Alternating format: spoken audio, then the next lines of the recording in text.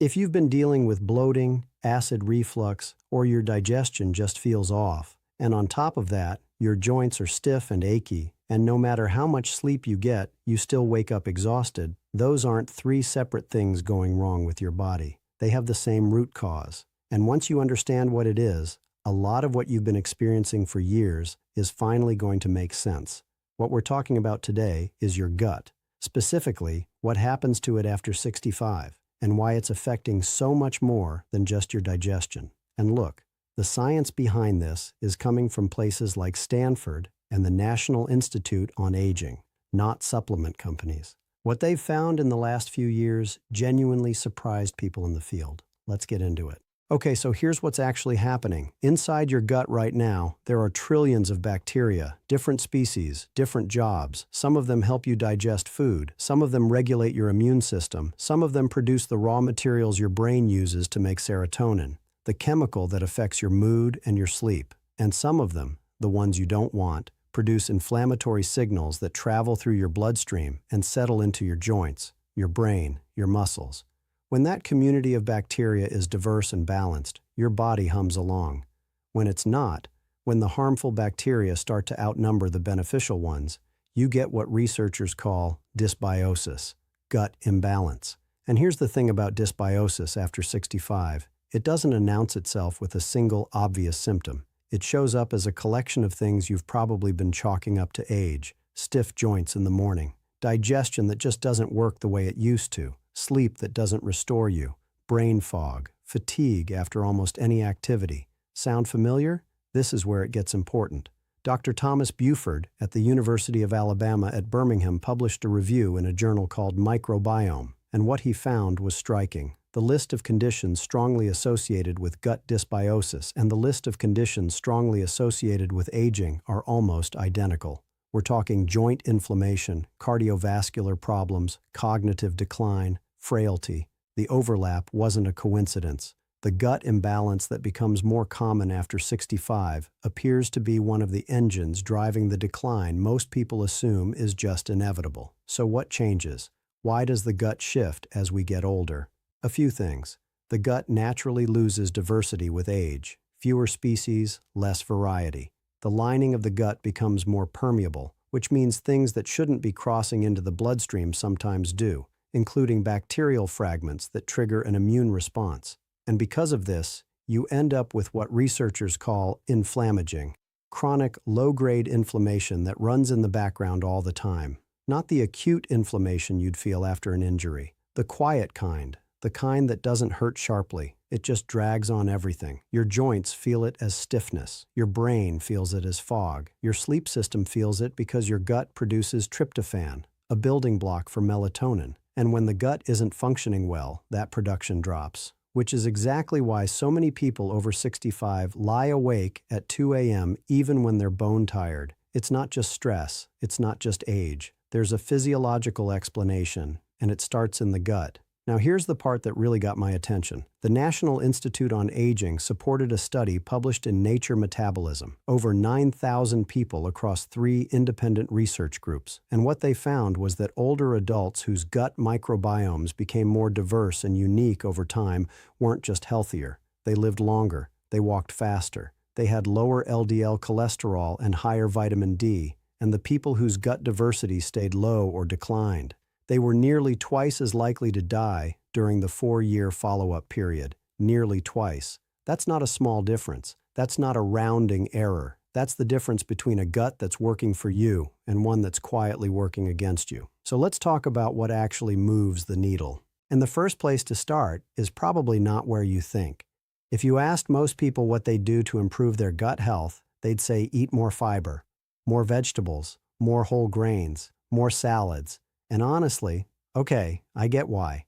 That's what we've been told for decades. Fiber is good for digestion. Eat more plants. It's not wrong exactly. But here's what the research actually shows. And this surprised me when I first looked at it closely. Stanford School of Medicine ran a clinical trial, 36 adults, 10 weeks, where they split people into 2 groups. One group significantly increased their fiber intake.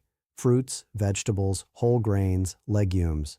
The other group increased their intake of fermented foods, yogurt, kefir, kimchi, sauerkraut, kombucha. And then researchers measured what happened to gut microbiome diversity and inflammatory markers in both groups. The fiber group, their gut diversity barely moved. The fermented food group, microbiome diversity went up. And their inflammatory markers, the blood signals that track chronic inflammation, went down across the board.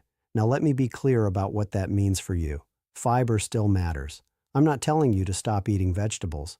What I am saying is that if you've been eating reasonably well and your digestion is still off, your joints still ache, you still can't get a good night's sleep. The missing piece might not be more salad, it might be fermented foods, which is something most people in your situation have never been specifically told to prioritize. So what are we actually talking about? Yogurt, the plain kind, with live active cultures listed on the label, not the sweetened, flavored stuff. That's just dessert. Plain Greek yogurt or regular plain yogurt. A half cup a day is enough. Kefir. This is a fermented milk drink, a little tangier than yogurt. You can find it next to the yogurt in almost any grocery store. Again, plain. Some people mix it into a smoothie. Some just drink it straight. Sauerkraut, fermented cabbage. The key here is refrigerated sauerkraut, not the shelf-stable canned version. The canning process kills the live bacteria. You want the kind that's kept cold, with nothing in it but cabbage and salt. A forkful or two with a meal is genuinely enough. Kimchi, same idea, fermented vegetables, typically with some spice to it.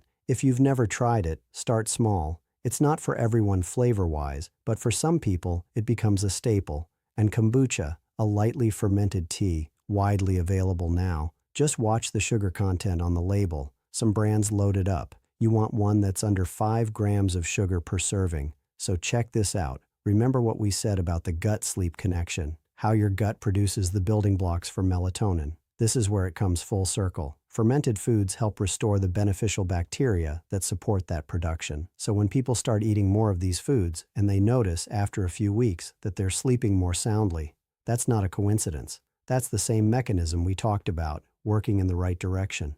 The gut isn't just your digestion. It's upstream of a lot of things. And this is one of the cheapest, most accessible ways to start supporting it. Now, pay attention to this next one because it connects back to something from the Nature Metabolism study that I don't want to gloss over. Remember the finding about walking speed? The people with more diverse gut microbiomes didn't just live longer, they walked faster. They had better mobility. And the people with less diverse guts used more medications and were nearly twice as likely to die during that 4-year follow-up. That association between gut health and the ability to move through the world independently, that's not a minor footnote. That's the whole story. So here's what's interesting. The relationship between movement and gut health runs in both directions. A healthier gut supports better mobility. But movement, even modest, gentle movement, also feeds the gut. A systematic review that looked at 7 human studies found that exercise and increased physical activity were consistently associated with decreases in harmful gut bacteria and increases in health-promoting ones. The gut responds to being used, to the body being in motion. Now, when I say movement, I'm not talking about a gym. I'm not talking about anything strenuous. The American Gastroenterological Association found that walking for just 20 to 30 minutes a day significantly reduced digestive symptoms in older adults. Constipation, bloating, sluggishness, that's it. 20 minutes, not running, not lifting, walking. And here's the mechanism. Actually, let me rephrase that, because mechanism makes it sound more complicated than it is. When you walk, your abdominal muscles gently contract and release with every step. That movement physically stimulates your gut. It keeps things moving. It reduces the stagnation that lets harmful bacteria take hold.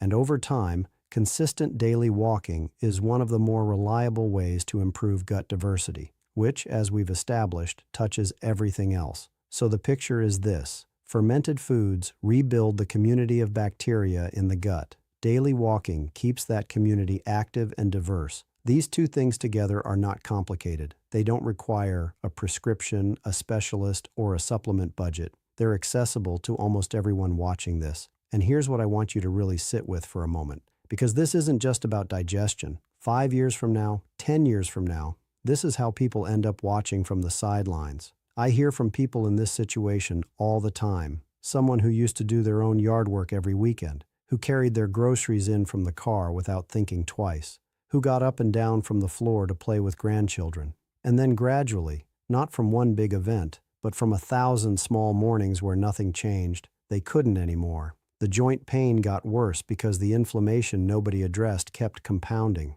The fatigue deepened because the gut stopped producing what the body needed for sleep and recovery. The legs got weaker because the discomfort made movement feel harder, so they moved less, which made the gut worse, which made the inflammation worse. I've seen this pattern over and over, and almost every single time, the person says the same thing. They say, "I didn't think it would get to this point. I thought this was just aging." It's not just aging. That's the point of this entire video. The gut is not a side issue. It is not one organ among many. It is the engine underneath a lot of what you're feeling and a lot of what you're afraid of losing. The research is clear that it responds. Feed it differently, move your body consistently, and you will feel it in more than one place. That part doesn't change at 65 or 70 or 80. Let's get to the last piece. Chronic stress is one of the fastest ways to disrupt gut bacteria. Not stress in the dramatic sense, not a crisis, just the low-level, persistent kind, the kind that comes from years of managing pain, poor sleep, health worries, the kind that quietly sits in the background of daily life for a lot of people over 65. When your brain is under that kind of ongoing stress, it sends signals down through the vagus nerve, this long nerve that runs from your brainstem all the way into your gut. And those signals directly alter the composition of your gut bacteria. Harmful strains proliferate, beneficial ones retreat. And then, because the gut is producing less serotonin and fewer of the chemical signals that regulate mood and clear thinking, your brain gets worse signals back. The loop tightens. This is why brain fog and digestive problems so often travel together, and why people dealing with chronic joint pain, who are, understandably, often stressed, tend to also struggle with sleep and digestion at the same time. It really is all connected. One root, multiple branches. So what do you do about it? Honestly, and I want to be realistic here, not give you a list of things you're not going to do. The most practical thing is to be intentional about one calming activity per day. Not yoga, if you don't do yoga. Not meditation, if that's not your thing. A short walk outside. 10 minutes of something quiet, reading, sitting with a cup of tea without a screen in front of you, whatever actually settles your nervous system, because that signal travels down to the gut.